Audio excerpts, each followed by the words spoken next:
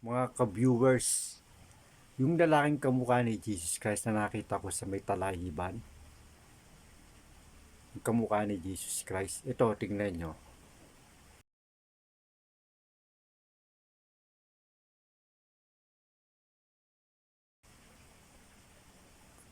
Tapos, yung pangalawa naman sa may kalan, ito, tingnan nyo.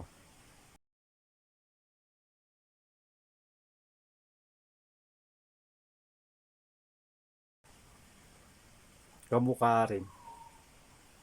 Tapos yung lalaking naka-helmet, tapos nasa likuran niya, kamukha rin ni Jesus Christ. Ito,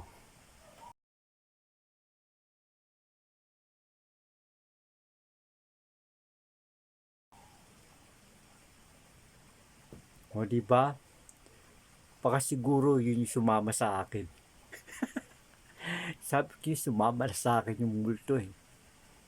Katakot. Baka yun yung nagpapakita sa akin.